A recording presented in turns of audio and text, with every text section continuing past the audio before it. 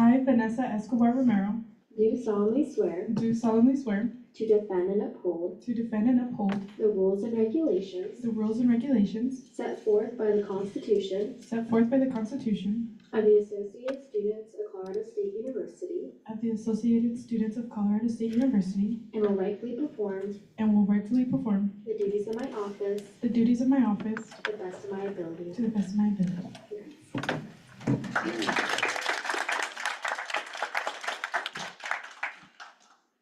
Also, with that will now be moved into beginning roll call.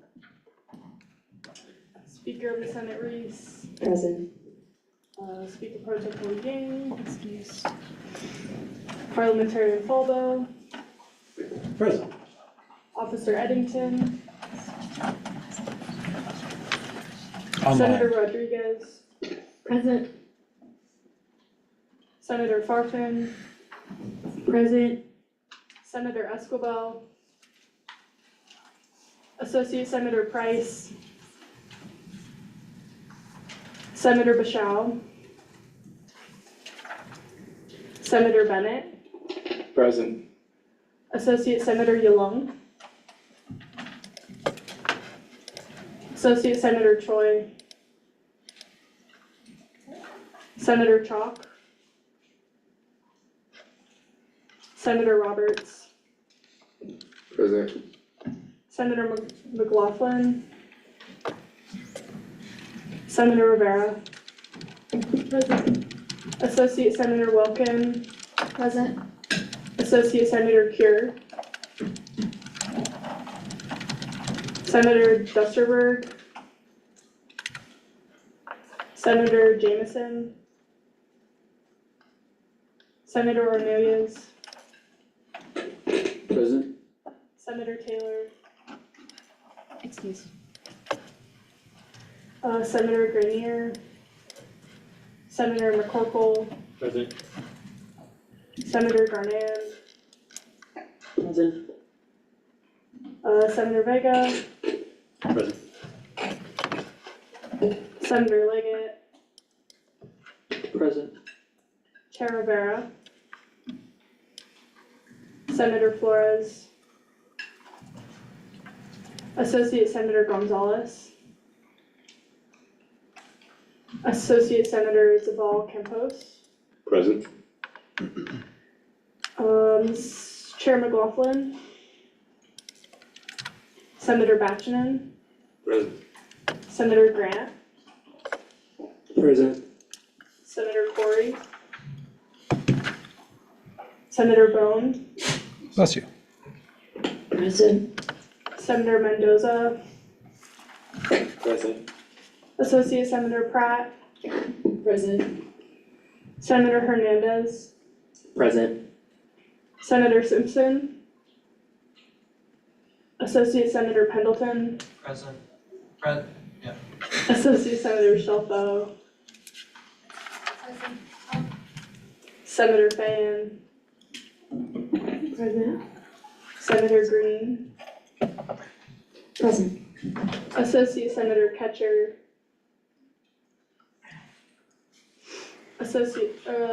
Chair Leary. Is it Associate Senator Pearson?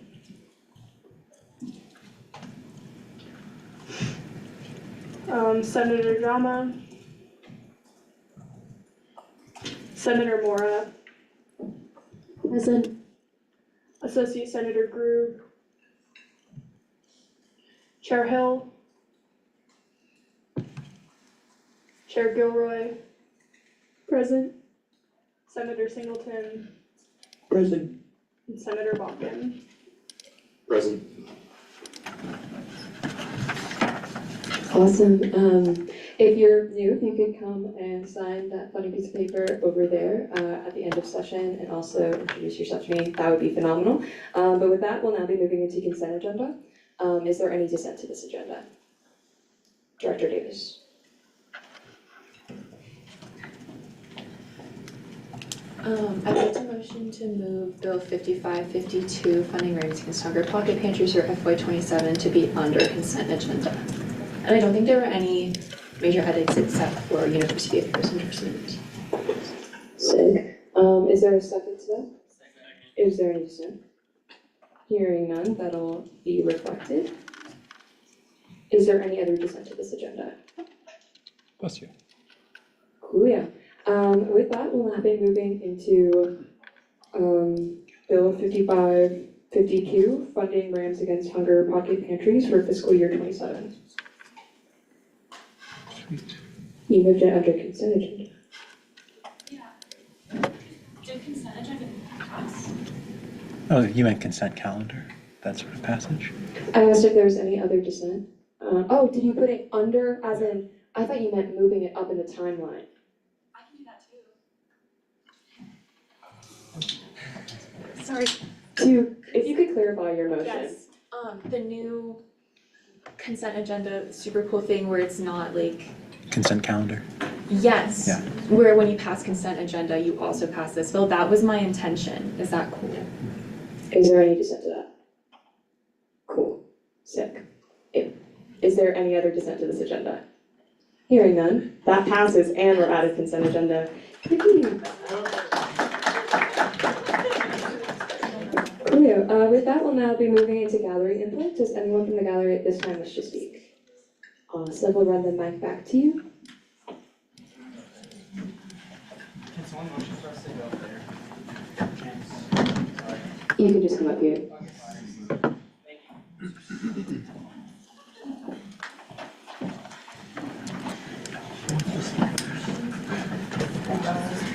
I can go.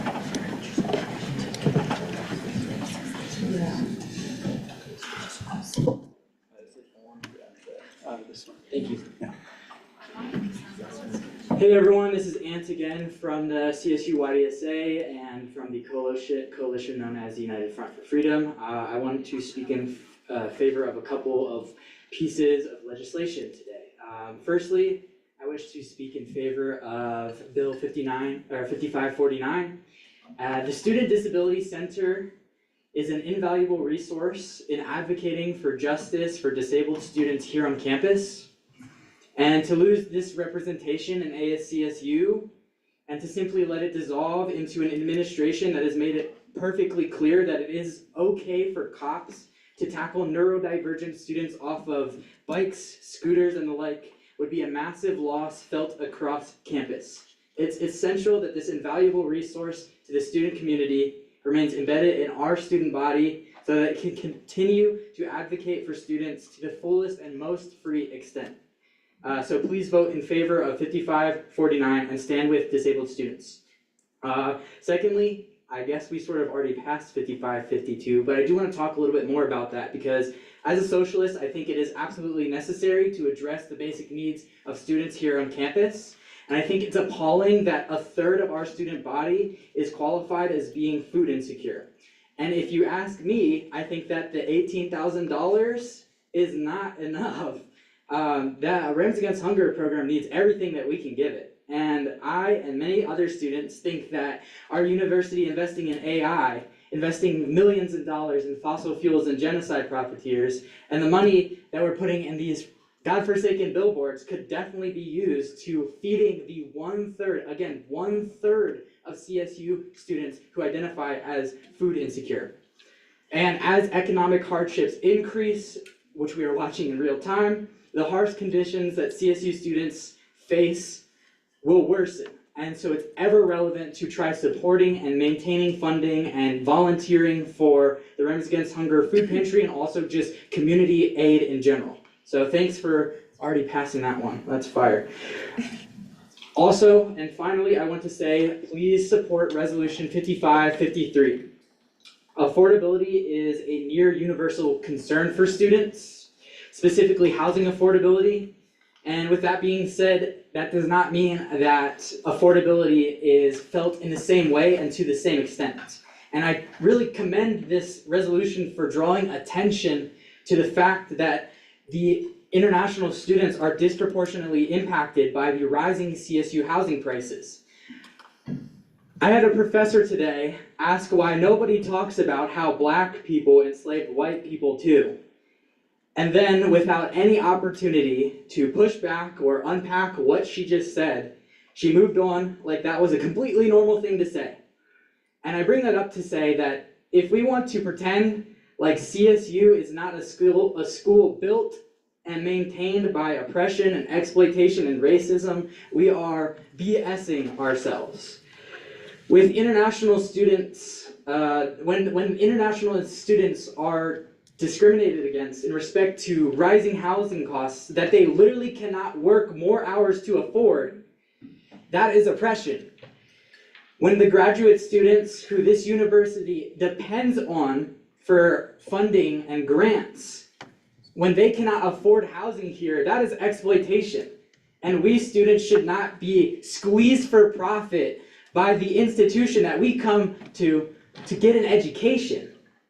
And imagine a world where we are unburdened by the cost of living, where housing is considered a human right rather than a privilege here, where the labor and the resources that our students put into this university are actually utilized to their full potential.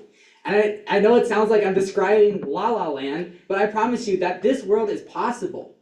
But the problem is when CSU works hard to perpetuate these systemic failures instead of pioneering ways to fix them, it is hard to imagine a world outside of this. It is hard for us to imagine a better future.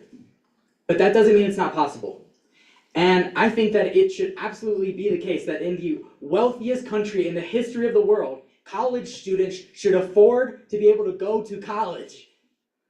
I fully support 5553 for its efforts to spark conversation around housing justice, and I heavily encourage my fellow senators to do the same. Thank y'all. Can I just do a quick point of clarification?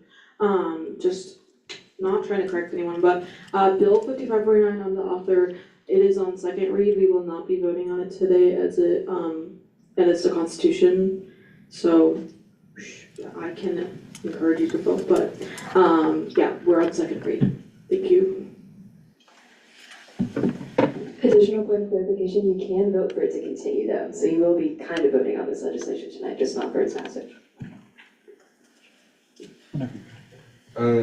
Hello, my name is Ian. I am here again. I'm going to be echoing a lot of what Ant said. I am here speaking in support of Resolution 5553, Bill 5549, and Bill 5552. Resolution 5553 is a great way to actually make our administration more transparent about the decisions that it is making when increasing costs for students to live here. I went through the bill and I did some of the math. There is a 20% increase in housing, and that does not match the cost of living increase. So you are increasing housing for what? There's still mold in the buildings, there's still bats in the buildings, there's holes in the walls. Why are we increasing the cost of living? That's stupid. The administration should be incredibly transparent about why they are deciding to price gouge their students instead of, I don't know, cutting the $600,000 salary that some administrators get paid. I would also like to address the Bill 5552, which just got passed, so yay. Shout out.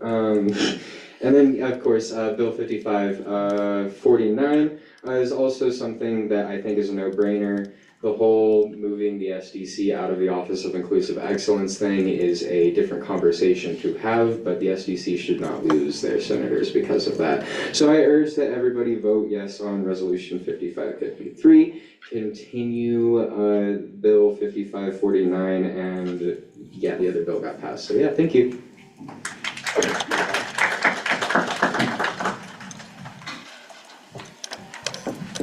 Hi. I'm Sophia, and last time I was here, I gave testimony in support of a career fair resolution bill. And this testimony was used to dox me online by Rams for Israel, who were in attendance that night also. They took a screen recording from the YouTube Live, from the Zoom, and they posted it on their page, and they also did a collab post with something a page fittingly called Israel War Room. And this page, it was posted on Facebook, it was posted on Instagram, on TikTok, and X. And it was on X where this really gained traction, and there were people in the comments posting my full name, posting my ethnicity, posting my age, and my birthplace. There was people in the comments additionally asking specifically for where I live. I mention this, and I want to bring it to the attention of Senate, because what I said at my testimony was all true. I said all facts in which you could look up things around Israeli skin banks from any news source, and it'll be there. And I say this because I want to acknowledge, I guess, how dangerous these groups are for student safety. These groups hold a very violent political ideology of settler colonialism and land displacement and pro-genocide. So it is no surprise that when a brown woman comes up and talks, that they try to find where she lives. Nationally, we have seen pro-Palestine activists get doxxed and assaulted on campuses. And I have been using resources through CSU, such as the Safe Center and CSU Legal and Student Conduct Services, to address this and to protect my identity. But the fact that I used my freedom of expression to come up here and to address my fellow student body on statistics, on facts of an ongoing genocide, and that resulted in me being doxxed and my personal safety being threatened. It resulted in me missing a day's worth of class. It's resulted in me having to re-navigate my transportation and how I walk around on campus for my own personal safety. So, Students for Justice in Palestine and these other activist groups, we will continue to be at Senate, and we'll be continuing to use Senate as a platform to advocate for anti-imperialism, for anti-war, for a free Palestine. And this will not be a deterrent to us, and I hope it's not a deterrent to y'all as we continue forward with the student intifada. Yeah. I just wanted to address that because it's been impacting my life really heavily, and it's only a matter of time before these groups like Rams for Israel escalate their violence on campus. I want it to be acknowledged as we continue to utilize ASCSU, and there will be continued resistance from these groups, from these pro-genocide groups. I want you to keep this instance in mind when the next thing happens, because it will, and it'll probably be worse, and we need to get them banned, because, yeah, it's ridiculous, and it's threatening to student safety. Yeah, so I hope you guys can all stand in solidarity, not even just with Palestine, but with your fellow students whose personal safety is at risk on campus. So thank you. Also, I want to support, is it 555949? Absolutely. Disability services here are horrendous. We need to support our disabled students and community. So thank you.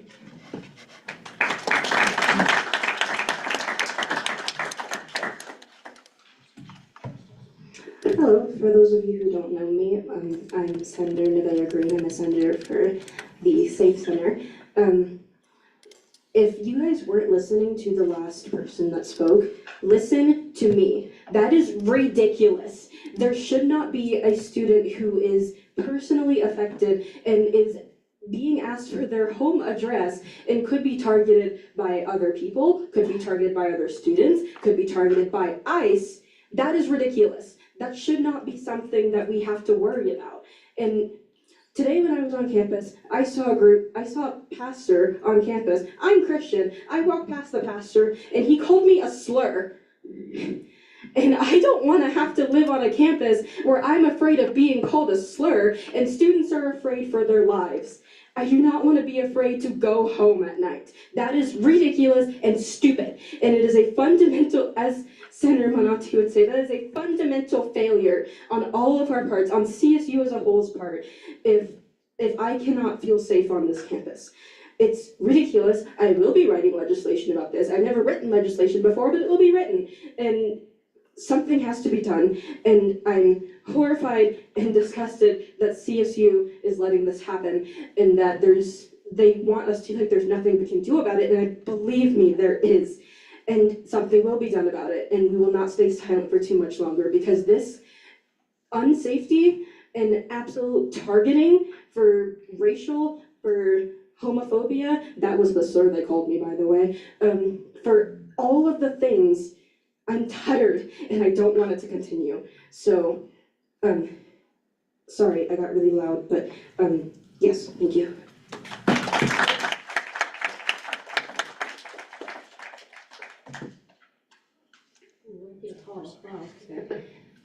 For those of you who may not know me, my name is Selena. I was just newly elected for a senator for Warner. And I actually wasn't even planning on talking about an instance that happened to me because this was something that was private and I didn't really feel like it was important and I didn't feel like it really mattered. But after hearing, Sophie, your testimony, it actually made me realize that I probably should talk about it. And because I'm ignoring it, I thought it would just go away, but it's not going away and in fact is actually getting scarier. A few weeks ago, I was on, as most of you know, if you follow me on any forum of social media, you know that I'm very, very, very, very much active, and I constantly am posting about things that are happening in Palestine, things that are happening inside of the Middle East, things that are happening with African Americans, things that are happening with Latinos and Latinas. I'm very, very active, and I never shy away from ever posting about those kinds of things, and for the first time in my entire life, I was called a racial slur, and I don't want to say that at all. If you do it, I'm not gonna police you in that. Gorgeous. Okay, I was called a beaner for the first time in my entire life and a wetback. I had posted about ICE being inside of the Detroit airport, and if those of you who may not know, I'm from Ohio, and so I use the Detroit airport quite frequently. And it actually was the first time that I've ever been called something, and he told me to get back to my own country, you stupid wetback. You don't deserve to be here, you beaner. And I didn't think that it was enough to report, and so I just screenshotted it, and as like any other person would do, I screenshotted it and I reported it to Instagram. And then I later found out that he also had my Snapchat where I had posted about Turning Point being on campus and saying how I don't feel safe and how I don't think it's appropriate that they are here. And he, once again, slid up on my story and told me to go back to my own country, which is really surprising to me considering the fact that I am a second generation here. My grandparents immigrated here. I don't know the year, I just know they immigrated here. And then they had my mom, and then my mom is a first generation, and then there's me. I didn't grow up speaking Spanish, and quite frequently, most of the time, I don't think that I look Hispanic.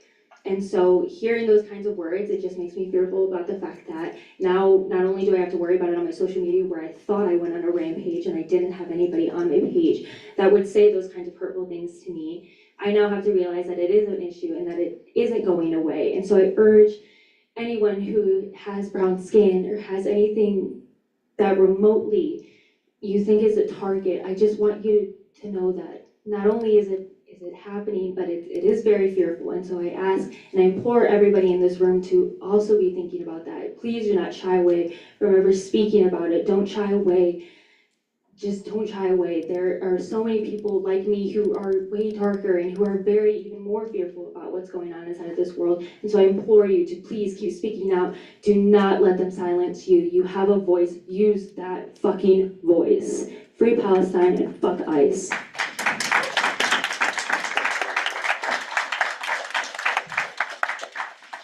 Thank you. With that, does anyone else on the gallery at this time wish to speak? Seeing none, we'll go ahead and move into campus community reports. Gentle reminder that if it kind of falls into your constituency, then it'd be not an officer report, senator report. But with that, do we have any campus or community reports? Point of information, when you say that if it falls up to our constituency, does that mean if it's an event for our constituency, then that would be a Senate report? Okay, chill, got it, sick. Cool. I also just say that like in Esteban's bill, we did like take out the CRC portion and maybe we can relook at that, but we took CRCs out of the campus community reports when we passed it. 110, I just also think that that type of applicability should also extend to our college council representatives and the programs that would fall under them. Campus community? Yes. Sick.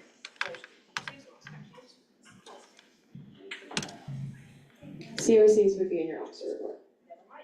Awesome. Going once, going twice, going 3 times. I fear mics are like, if you just wanna come up to any of them.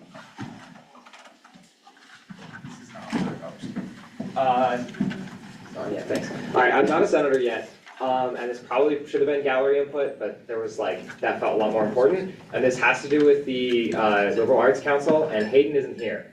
So, there's a event next Wednesday, talking about with our college council and the engineering college council at 5 o'clock in Eddy 7, talking about AI and its use. So I know that there's been like a little bit of discussion about that, and also that there should be a lot more discussion about that. So I just want like anyone who's here who's interested in that to please come to that. So that will be for college liberal arts. Cool. Thanks. Awesome, thank you, Shai. Any other campus community reports? Phenomenal. Moving into our guest speaker, awesome guest speaker. Moving into our executive reports, if our friends from exec want to join us at the front.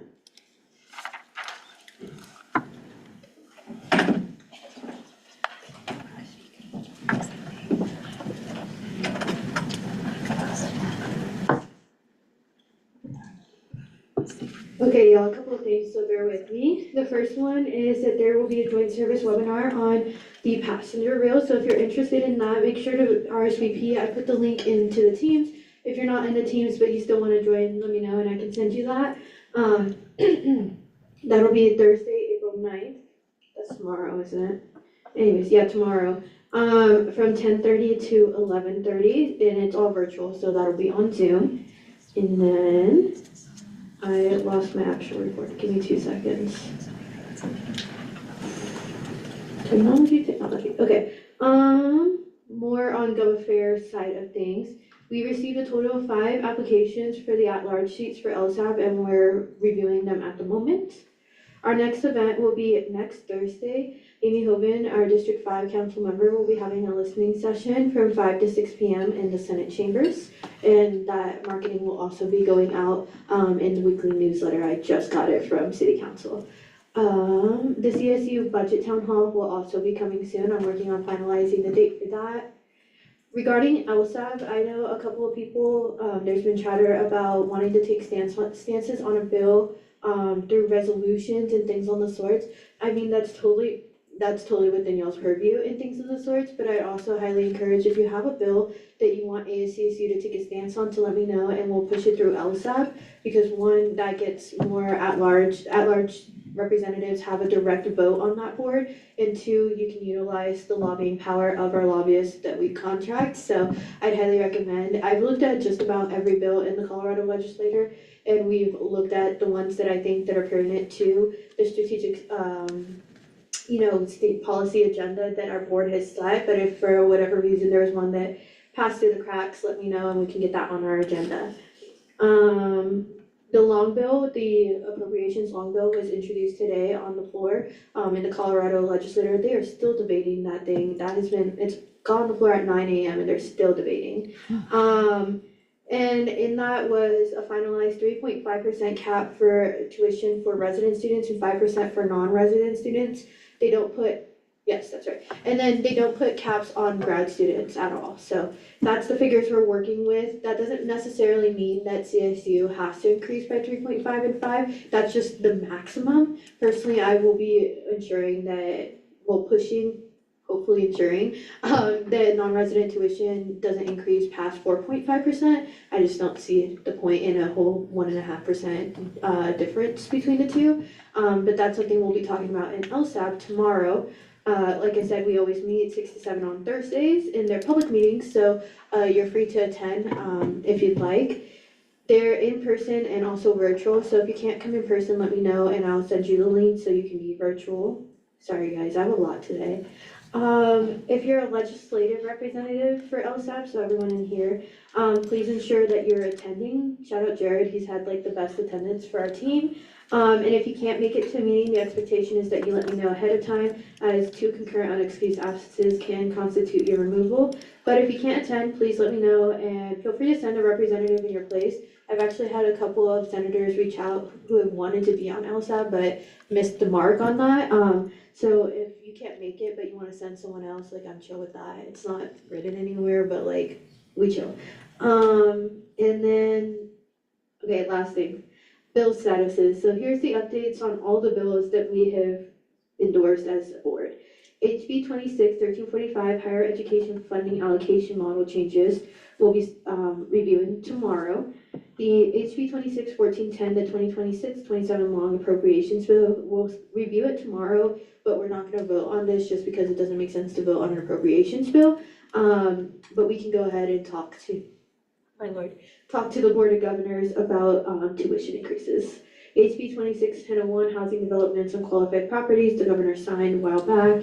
HB 26-1029 Student Representation Commission on Higher Education has been referred to the House Appropriations Committee. Everything is kind of just like in limbo right now until the budget appropriations passes. But if you've read that bill and you want to share testimony, let me know. I can create an email list so whenever it does get scheduled, you can be the first to testify, or we can send written testimony to our lobbyists. Same with SB 26-120, missing person training and higher education reporting. That was supposed to be seen today, but obviously they're still debating, so doubt it'll be seen today. And HB 26-1335, abortion medication access on college campuses. That one was assigned to House Education, but it is currently not scheduled, so who knows when we'll actually see that. Probably when the long bill passes, which is probably gonna be like another 2 weeks. And that one was pushed actually by Planned Parenthood, and New Era, I think, which is super cool. Also want testimony for those. That was a lot. If you have any questions or concerns, anything, feel free to send me a Teams message. That's the quickest because I have Teams on my phone, or an email. Cool. With that, we'll now be moving into our judicial reports.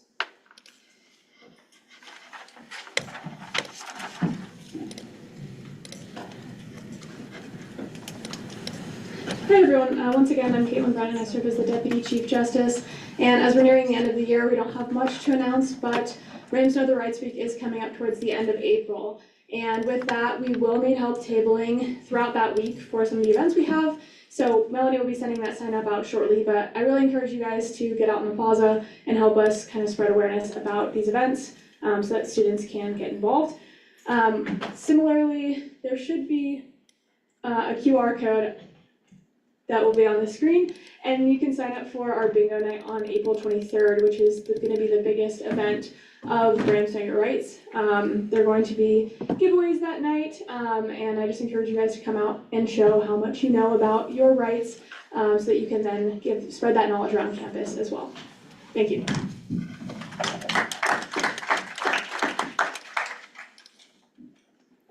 Awesome. Now moving into legislative reports. Starting with officer reports, starting with me. Most of the stuff that I've been doing in the last little bit has been meeting with some fun admin-y advisory people. This last week I had a meeting with Pam Norris, one of our ASCSU advisory people. We discussed our ratification and impeachment processes, and it does look like that there are pathways to move towards codifying processes that would allow ASCSU more power in those couple of categories, while still following our procedures with the Office of Inclusive Excellence and not OEO, whatever OEO stands for, and student conduct and all that fun stuff. Because right now that stuff isn't written down. Additionally, I have met with Blanche Hughes this week. I've met with a member equivalent to my position at LSU to talk more about the Campus Victory Project and ways to modify our governing documents to help protect from that sort of thing repeating. But yeah, that's what I've been up to. Gio, do you have anything? Hold your applause, hold on. Okay, there we go, yeah. So, I'm back. Good to see you all. I heard last week was pretty good, family circumstance. I'm all right though. Good to see you all here. In terms of news, I am currently in communication with the Senate Amendment Clerk at the Colorado General Assembly to see any particular processes, software, or other that we might use to improve things here.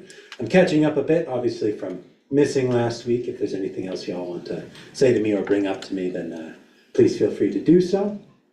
Additionally, I just wanted to make a little bit of a remark. Probably should have done this in the report, but Robert's Rules of Order, the first part, the deliberative assembly. A deliberative assembly, the kind of gathering to which parliamentary law is generally understood to apply, has the following distinguishing characteristics. It is a group of people having or assuming the freedom to act in concert, meeting to determine in full and free discussion courses of action to be taken in the name of the entire group. The group meets in a single room, area, or under equivalent conditions of opportunity to allow for simultaneous oral communication among all participants. And finally, persons with the right to participate, that is to say the members, are ordinarily free to act within their judgment in the assembly. I bring all this up kind of to put a fine point on the unfortunate circumstance that happened with the intimidation of members and persons who have spoken during gallery input. Obviously, I'm a parliamentarian. It's not my job really to have an opinion, it's just to make sure things run smoothly. But know that you are here for a reason. Know that you're here for your opinion. Don't have anyone tell you otherwise. And support each other. Support your constituents. Support the people that have come to put their skin on the line. Thank you.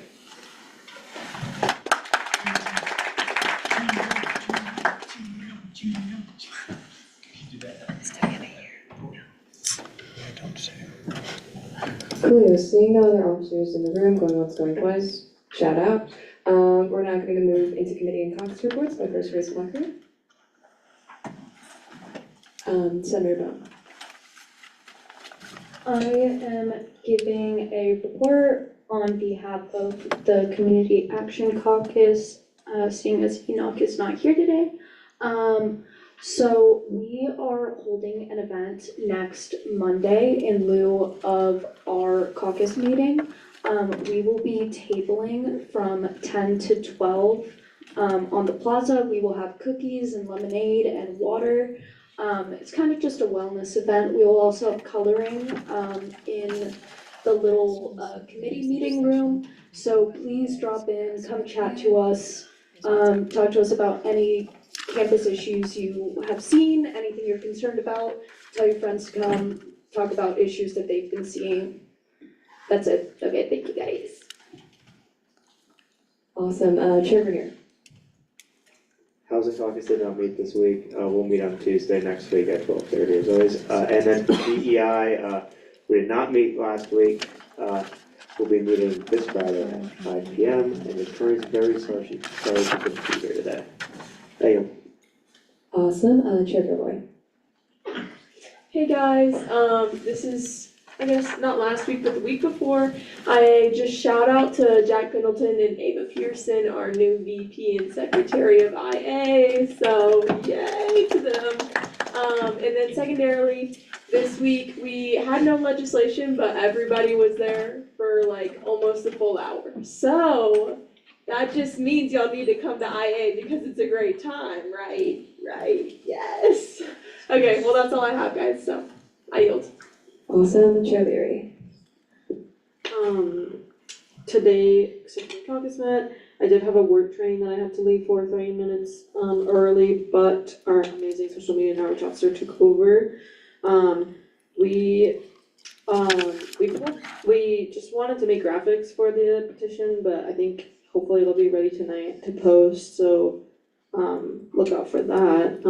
Just our petition on asking the university to fund physical accessibility annually in a reliable way. Other than that, we're working on our annual caucus report, and then yeah, I yield. Awesome. Chair McLaughlin. Hello, the Budget and Appropriations Committee did not meet officially last week, but we did have a work session where we worked on some legislation. I'm working on a presentation about how the budget process will work this year. Hopefully that will be next week during guest speaker, maybe. Other than that, just continuing to think about how we'll deal with cuts this year. If you have any questions about how the process works, please feel free to reach out, and as always, come to the Budget and Appropriations Committee. This committee will be making lots of important decisions in the next couple of weeks, so make sure you come to have voting rights. I yield. Thank you. With that, do any other councils or committees have a report? Seeing none, we'll go ahead and move into Senator and Associate Senator reports by first raised placard after I was done speaking. Sure. Senator Singleton, hold them up if you still want to report. Thank you, I appreciate it. I have a bit to say. I want to make sure I don't skip out on anything, but I just wanted to give an update on the police resolution and why I did not see the ground today. It was planned on hitting the floor, however, some things popped up, and I think it would be better to wait another week before it's submitted. First of all, I received the police report from CSUPD, and I'd like to share some key aspects from that situation. On February 24th at 10:57, the cops stopped a student on the LC Plaza as they were riding their bike in the dismount zone. The way the student was stopped caused a lot of fear and confusion within the student, and later on the student was taken to the interrogation room within CSUPD main office. After this, they were taken to the Larimer County Jail. It is believed that the student made bail. It's not known though, as the report doesn't say anything about it, only that they called someone. I have reached out to the student to get their consent to use their information on the bill and to get their point of view. However, I only got this resolution, or this record a couple days ago, so I'll give them some more time. That's one of the reasons why. The other reason why is, although I don't think this will happen, but I do have concerns about a resolution impacting the student's trial in any way. I don't want this to be used towards them negatively, so I have to go back and look through it and make sure that nothing in it will be able to be used against the student. But yeah, so don't worry, it will be out. It'll be out next weekend or next Wednesday. I just wanted to make sure that this was that way.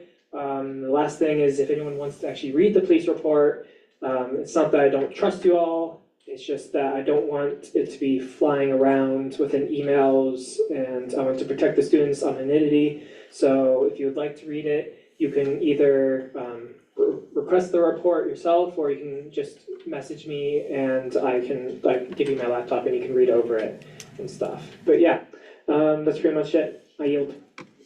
Thank you. Senator Van. Hey y'all, I am Senator Fan of the Safe Center, and I just wanted to bring up a couple important dates for this month. It is Sexual Assault Awareness Month, if some of you do or do not know. So the Safe Center is actually having a few events to kind of celebrate 25 years of sexual assault advocacy, and progression towards ending harassment and abuse. So the newest one coming up is on the 13th and the 14th. We're doing a Take Back the Night poster making event in the Safe Center office. And the following day on the 14th, we'll be meeting in the LSC Plaza at 4:30. And then following that, we'll have some appetizers in the LSC ballroom. Yeah, if you need any more information, there's a lot on the Instagram and our website. And you can reach me via Teams if you have any more questions or need me for anything. Thank you, I yield. Awesome. Senator Brackett. All right, just a couple of things. First off, the person from the Front Range Passenger Rail was here earlier. They decided on a name. It's Coco, unfortunately. I was hoping for Fred. Also, more related to Senate and stuff, I'm working on a bill to clarify or establish a cleaner way to fill vacancies within the Senate. But it's a Lex, it's changing the Constitution. If you'd like to read over that, Internal Affairs saw it yesterday. So if you would like to look over that, please let me know or sponsor it or, yeah. I've never written legislation before, so interesting. Also, engineering, our engineering E-days are coming up on April 23rd. So if you wanna go see engineering students present their senior design projects, that is coming up. It's open to everyone, it should be pretty cool. And then also, I am tabling this Friday from 9 to 11 on LC Plaza, if anyone cares to join or just say hi. I yield. Coolio, just a quick point of clarification, and this is something that was semi-newly amended, so it's a little miscommunicated sometimes.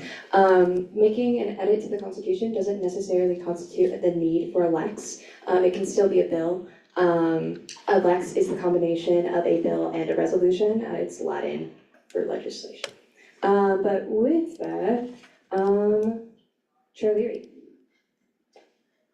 So the SDC is having its first end of year celebration. The RSVP that already closed, but I'm really excited to announce that we got almost 200 RSVPs for our first end of year celebration, so that's really cool. And then the other thing is that if you are a student that is receiving testing accommodations, I get testing accommodations. Your request is due by the 13th of April, which is Monday. It's 11:55 p.m. according to the email. I don't know if that's correct. Usually it's like by end of business day. So I would do it sooner rather than later. They kind of announced it late this year. So just put that on your radar, tell your friends. I yield. Awesome, Senator Green. Hello, I have a few things. As my co-senator said, it is Sexual Assault Awareness Month. I have this nifty flyer here for trivia night. On April 29th, there will be free pizza. Trivia will revolve around themes of consent, sexual health, and history of Sexual Assault Awareness Month. If you come dressed in denim, you might win a prize, because it's Denim Day. So, yeah, there's a thing to register on this nifty flyer. So if you want the nifty flyer, I have the nifty flyer. Secondly, SAFE is gonna have an internship next year. For the 26-27 terms. I'm gonna be applying for it, so don't take my spot. But if you want to apply for it, I won't stop you. Pride is also having a job opening. It's for the outreach team. It's for the summer. I did it last year. Also applying for that. I'll be a little bit more upset if you take that one though. And then I'm working on some legislation. If you want to learn about it, let me know. Yeah, that's all. I yield. Awesome, Senator Bartlett. Hello everyone, I just wanted to announce 2 events the Academic Advancement Center is holding. To start off, the first generation end of year celebration is April 24th from 3 to 6 at the LSC West Lawn. This event is a drop-in style, no RSVP needed.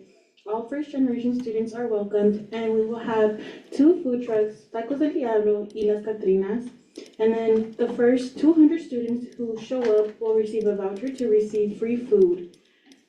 Additionally, we'll have Danza Mexica, who will be sharing culture dances from 4 to 5, and we will have our very CSU student DJ, DJ Imani, DJing during the event.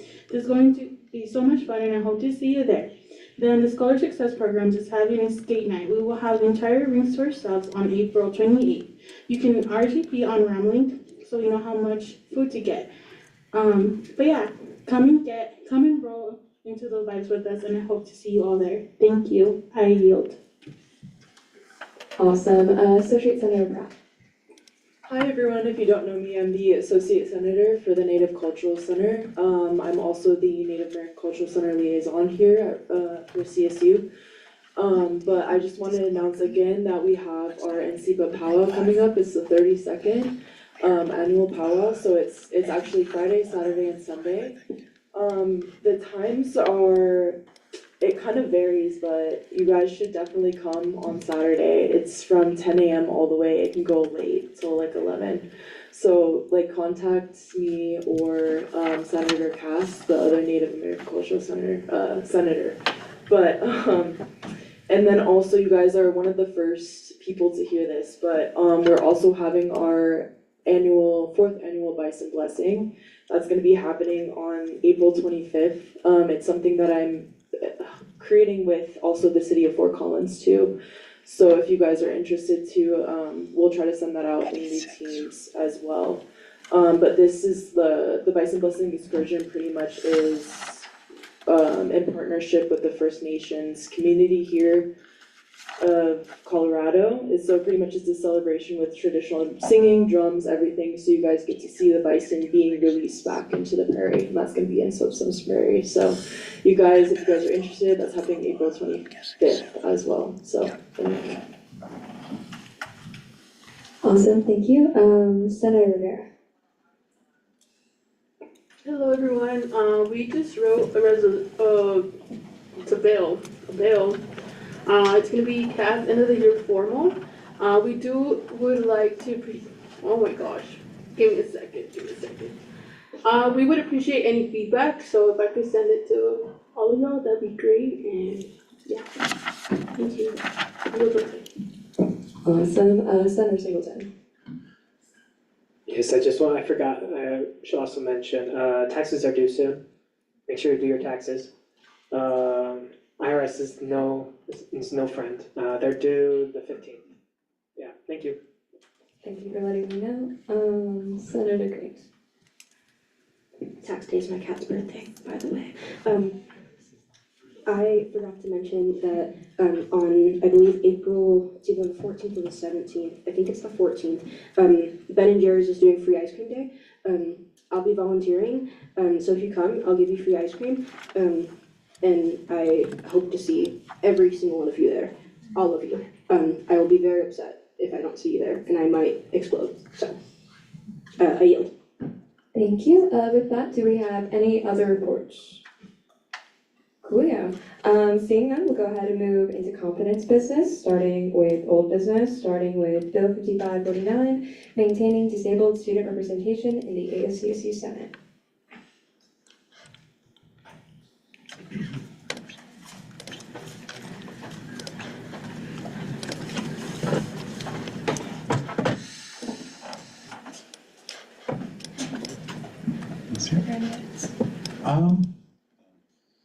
Bill 5549, maintaining disabled student representation in the ASCSU Senate.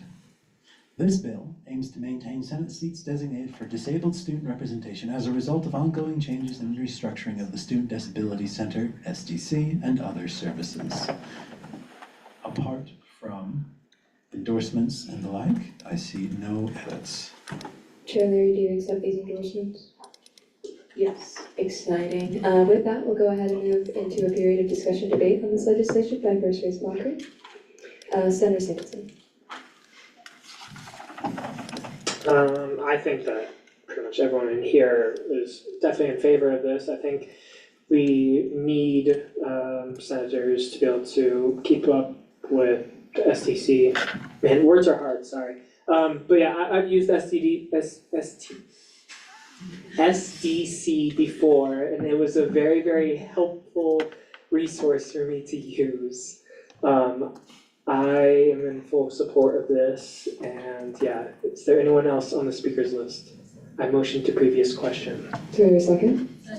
Is there any dissent? Hearing none, we'll go ahead and move to a period of voting on whether or not this legislation continues.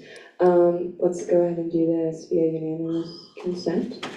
Is there any dissent to the continuation of this legislation? Hearing none, because it has been sent to all other committees, I am sorry, Jared, this will be sent to the Budget and Appropriations Committee.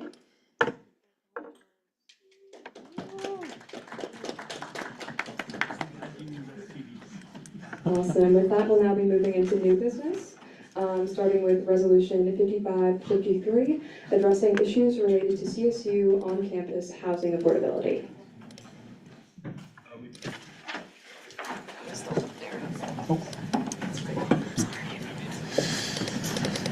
Resolution 5553, addressing issues related to CSU on-campus housing affordability. This resolution expresses the student body's concern over the disproportionate rise in CSU on-campus housing costs from 2021 to 2022 and to 2025 to 2026 relative to student income growth and calls on CSU housing and dining services to conduct an affordability review with transparent, student-inclusive processes. You have 10 minutes. Yes, abstract kind of says it all, but basically the long story short is that the price of on-campus housing, so this is dorms and on campus but not exactly on campus housing like Aggie Village, International House, Rams Village, has been increasing at a far higher rate than the wages for students on campus. This is a problem because the wages for students on campus are already very bad. The graduate minimum stipend, so the minimum monthly payment for graduate students working at CSU, which almost every graduate student is an employee at the university, is $1,922. Working that out to a year is a little less than $24,000, but most graduate students that are making that minimum stipend are also not paid for the summer. So it works out to, I want to say, about $17,000 a year. And when you take into account that, I forgot the actual numbers, scroll down, that many of the housing options for graduate students who are picking the on-campus housing options for whatever reason, most of them cost more than $1,000 a month. So that leads to, if you're paying for a full year, about $12,000 in housing expenses. If you're making $17,000 a year, that leaves you with pretty much nothing to cover health, food, transportation, and just having a nice night out every once in a while, because a graduate student's life should not be entirely misery. So this resolution, which I wrote with help from someone else, is aimed to bring some of these issues to the attention of not only us as an organization, but the people in charge of making these decisions, namely Housing and Dining Services and the Board of Governors. With that, I'll take any further questions about this resolution. Once more, Joel. With that, we'll now be entering a period of Q&A by first raised placard on this legislation. Cool. With seeing none, we'll go ahead and send this off to committee. This will be sent to the University Affairs and DEI committee. With that, if Senator Singleton could join us at the front and act as parliamentarian. Let's get you set up for a second. Looks like you may in trouble. Okay. We have 54 here. We have 55 here. Change this to review if you need to. This is the thing, 10 minutes for presentation, 10 minutes for Q&A, of course any expansions, otherwise I think. Okay, just try to jump it. Oh yeah. And keep an eye on the chat here if you need to. Sounds good. Yep.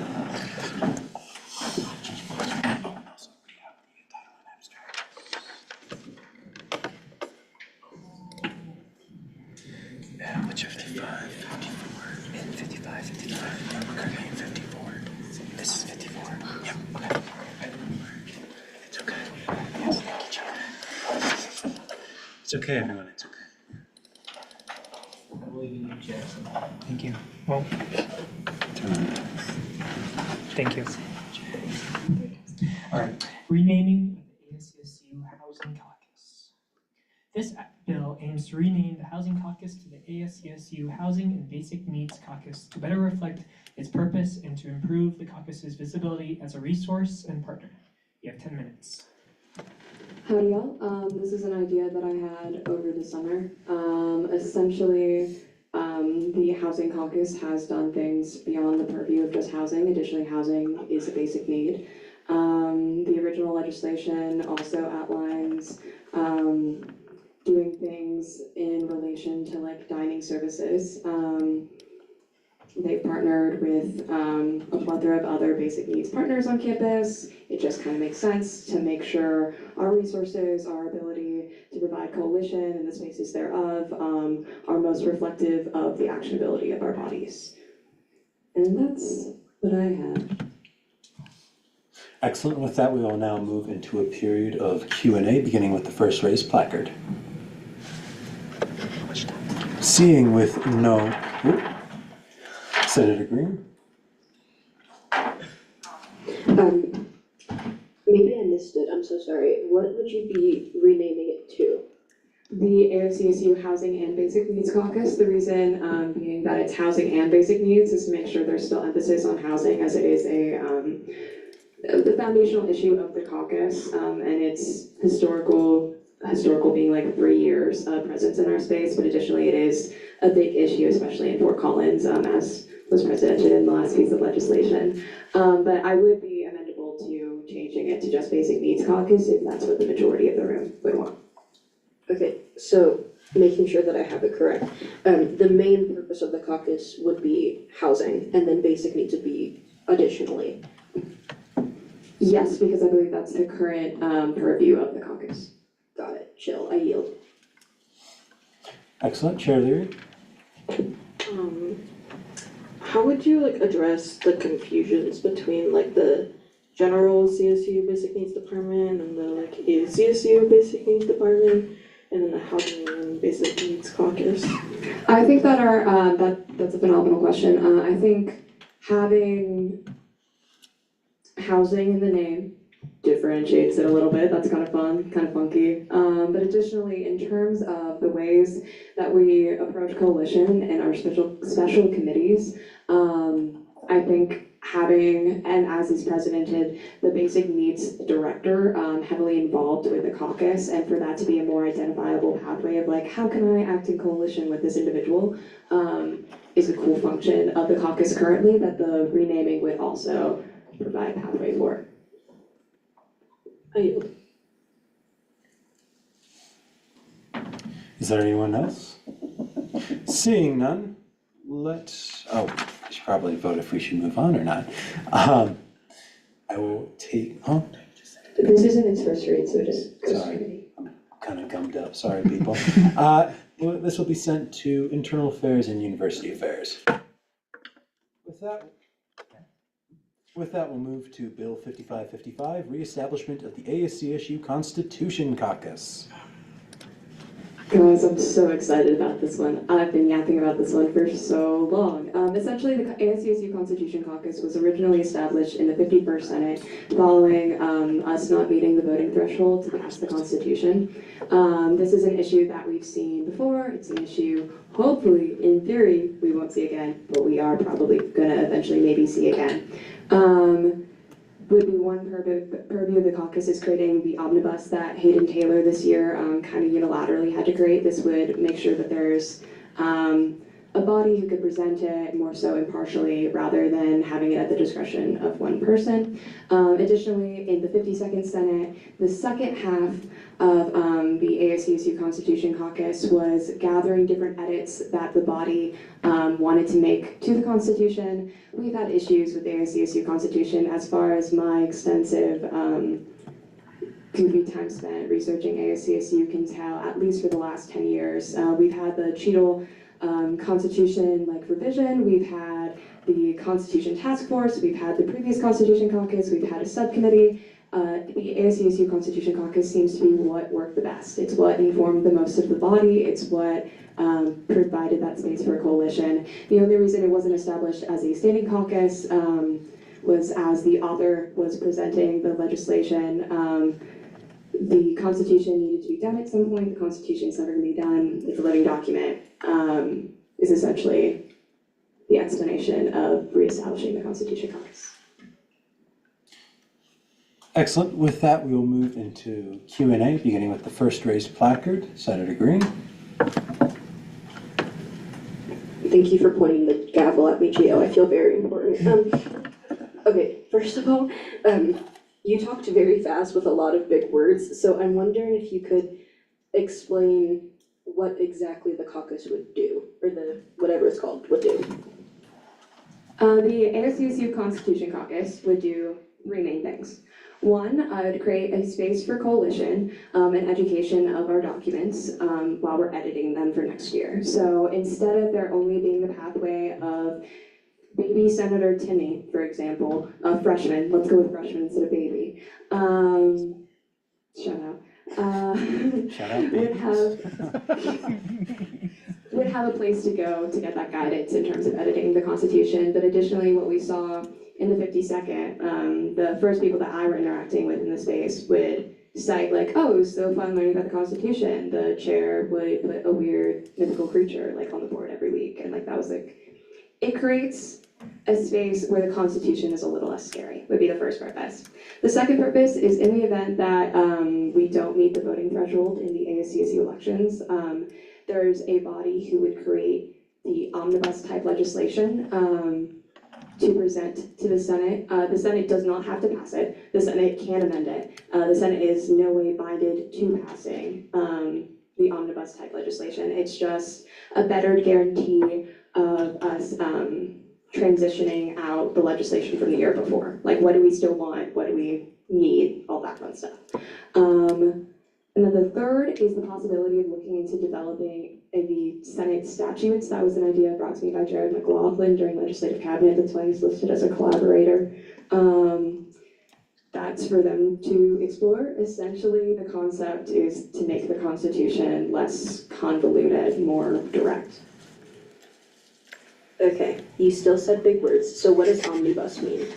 Big bill with different legislation in one bill. Helpful, thank you. I appreciate you explaining it to me like I'm 3, because I am. Yeah, I yield, thank you. Excellent. Associate Senator Pendleton? I just realized I answered my own question before speaking.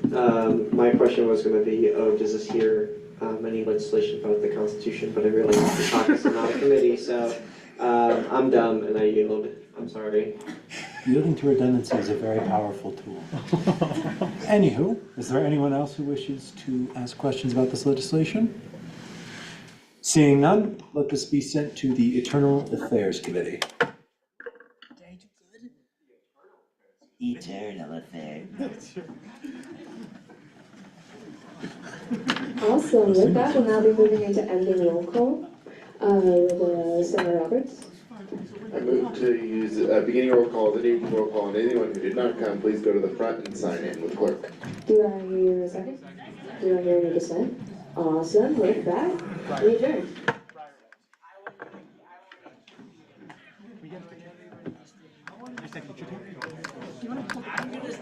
Yeah, is grass green? Bro, the closest I'm gonna run to the last